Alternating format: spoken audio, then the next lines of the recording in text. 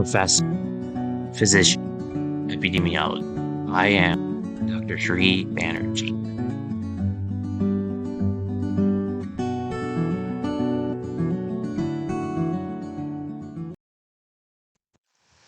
Hello everyone, I'm Dr. Sri Banerjee, core faculty for the College of Health Sciences and Public Policy at Walden University with the joint appointment as faculty at Ross University School of Medicine. And in this lecture, I'm going to be talking a little bit about understanding some of the broader trends in the field of education. But not only that, just understanding some of the broader dichotomies that exist in considering how to infuse and integrate technology. Now, let me give you some context. I recently worked on a paper talking about with other collaborators, talking about how to integrate geospatial systems. And within the framework of artificial intelligence and geospatial systems, oftentimes there's the need to be concrete about definition. And the concreteness comes at a cost. The concreteness and simplicity may actually stifle innovative thinking and then, in effect, stifle change. So this starts off talking about the tyranny of concreteness and facts, and at a certain point, it begins to dawn on us that there is a strategic value to analysis and praxis, whatever the field, to thought, to thinking, to theory and practices, to a different way of looking at reality, and that's what this is all about. So they talk about what is the formal definition of concrete objects. And then going into Darwin's theory of evolution, a theory of education, and then my theory. There was another statement that my theory would be that the place has been seriously mismanaged.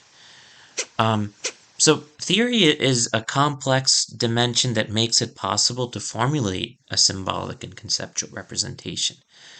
So theory is important, and I've taught research theory for many years at Walden University, and epistemology and ontology. So epistemology is the way of acquiring knowledge, which may be sometimes outside of the box and innovative.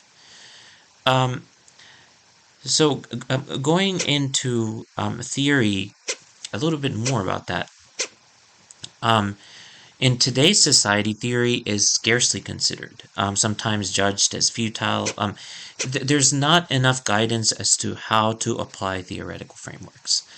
A lot of times they're considered futile, misleading, dispersive, and especially in an age where the hegemonic narratives and opinions are convinced that the data can tell us everything, that reality itself is made up of data, which are the facts of life.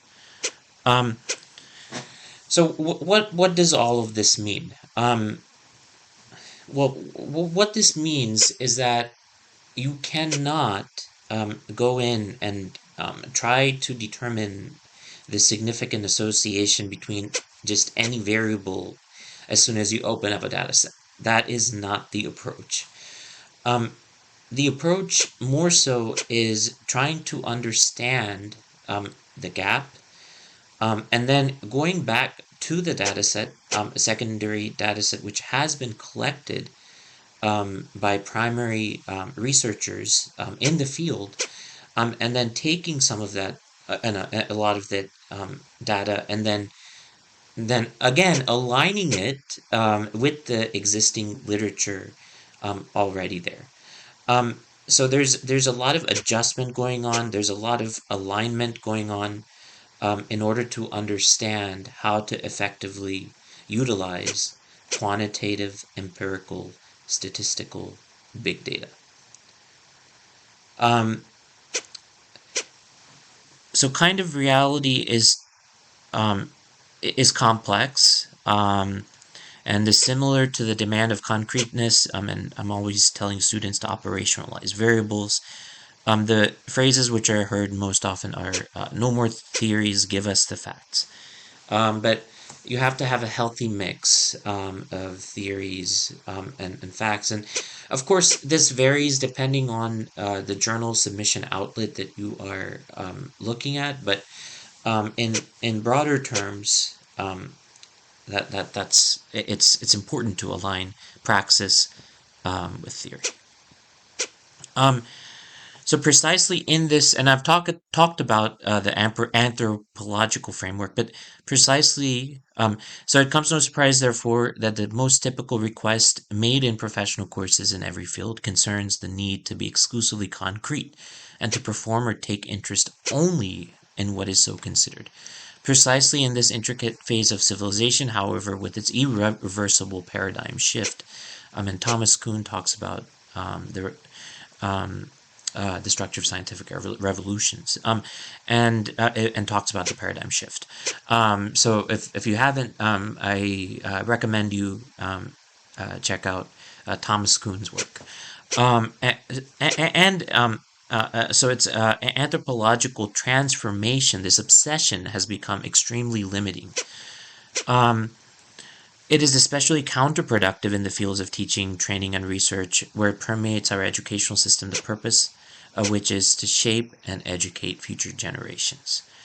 So let's not be exclusively concrete. Of course, in the discussion, when you're talking about your findings, you relate it to existing literature, go back to and revisit some of the comments that were made in the introduction. So this is something that is done in scholarly journal articles, and what I'm doing here is going through this paper and kind of teaching you some of the practical journal article dissemination processes, and then how that leads to more people learning about this.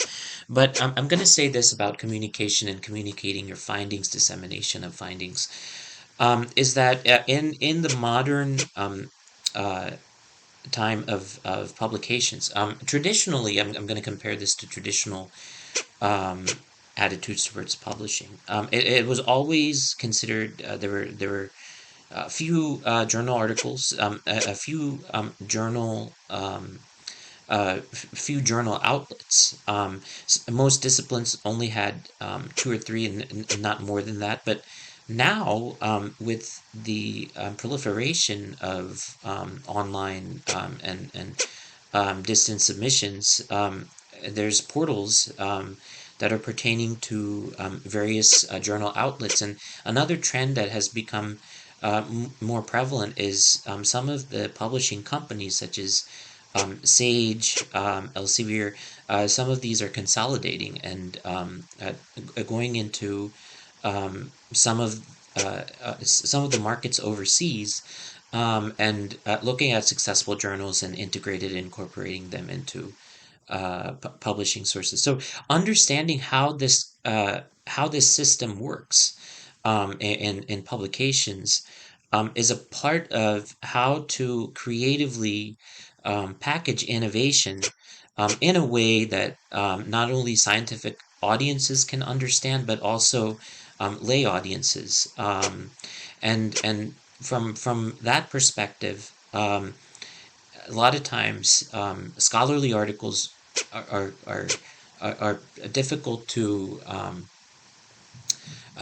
decode. So in these instances, it's important to convert your article to various types of communication pieces, maybe videos that you may create, or other types of ways that can get to your audience and on a broader approach. So this is my tangent from this paper. But there seems to be, this paper goes through different sources of dichotomies: two cultures, humanities versus the sciences, ontological incompleteness have accelerated the obsolescence of knowledge and skills even more sharply. False dichotomies, ones that actually don't exist but have been ingrained within the systems, is it's always said that innovation means destabilization, but that's definitely not true. True innovation is integrated within learning. And I say this definitely with conviction, because I believe that an academician should be active within the field and be actively disseminating works.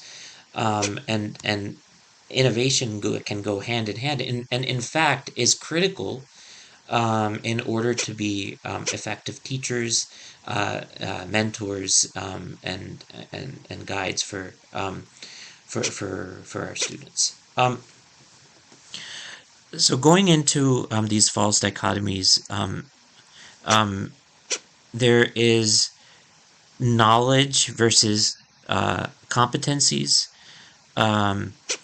theory versus practice, hard skills versus soft skills, art versus science, thought versus action, creativity versus rationality, specialization versus interdisciplinarity, scientific fields versus humanities, and so on. But these traditional borders have been blurred, so we have to stop thinking in these terms if we want to move from siloed thinking to more broad-based thinking. So the traditional borders, again, have been blurred, and education then teaches complexity and critical thinking. This, by the way, this article was part of something that was shared at the UNESCO conference this morning. And so I wanted to share some of the thoughts that were presented in terms of integrating microlearning and skills to be able to make individuals successful within the job market. So integrating micro skills, embedded flexibilization are techniques through which students can quickly acquire skills and then potentially move up the chain or go to a more desirable job than they may be involved in currently. The purpose of this is to better prepare students to get to the ideal position that they aspire for, rather than necessarily settling for something that they just found among interviews.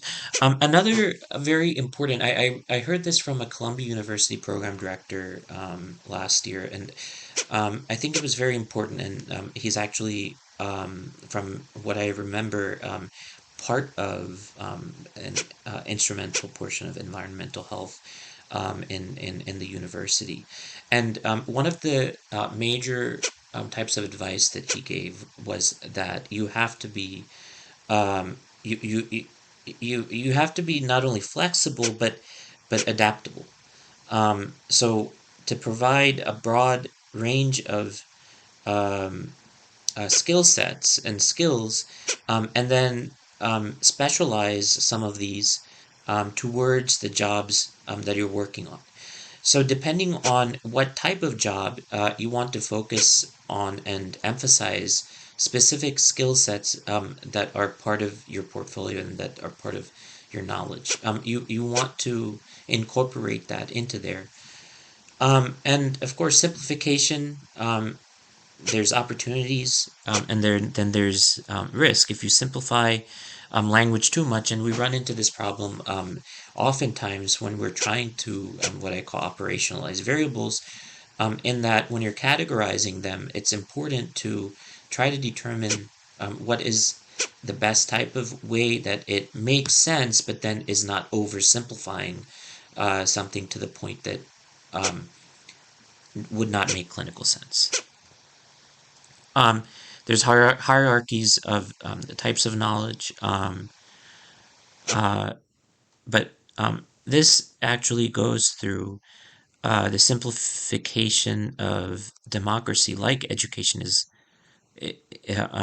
completely negative. The very idea that one can simplify such a complex form of organization, governance, and reducing democracy to a mere sequence of procedures and norms, with the effect of rendering the delicate balance of complex factors constituting our democracies and to soulless, unfree technocracies. So there's a danger that this paper warns about, how providing technology can be of concern, because instead of addressing some of the equity related issues, it may seek to promulgate some of these divides and equity gaps that persist within society. So we live in education plays a vital and strategic role, and I want to end with this, in this hyper complex and hyper connected civilization. That technology itself cannot guarantee a symmetrical and inclusive society. That it is the person who should be placed at the core of society. So when you're thinking of artificial intelligence and training algorithms, you want to create an inclusive data set. It's too late to turn back the clock in terms of going backwards with technology. Technology is here. Artificial intelligence is here. You're applying it in your day-to-day existence and living, and so word suggestions and everything is being influenced. So understanding this better, understanding technology better and how it's influencing us currently is not only important, but also will inform how we understand and contextualize diversity, equity, inclusion principles within the broader framework of education. So this goes into understanding how to provide functions of critical thinking. What must be encouraged, not just proclaimed in institutional documents, is critical thinking, complexity, and interdisciplinarity and transdisciplinarity. So instead, we're teaching our students to be more mere executors of functions and rules. So instead of, there's a cultural factor, and what must be promoted is the kind of education that is capable of analytically addressing complexity and responsibility. And this starts from early years of school onward, on also and above all. What must be encouraged, not just proclaimed in institutional documents, is critical thinking, complexity, and interdisciplinary transdisciplinarity. What's the benefit? And I just stated this again, but what's the benefit of that? It significantly influences the didactic pathways themselves, and thus evidently teaches future teachers as well. So strategic choices are always in long term and will only be seen many years into the future.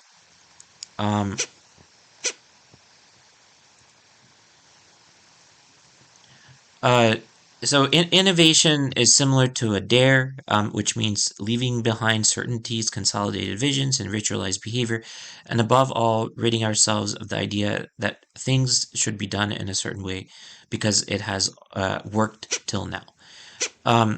We have not then addressed innovating means destabilizing.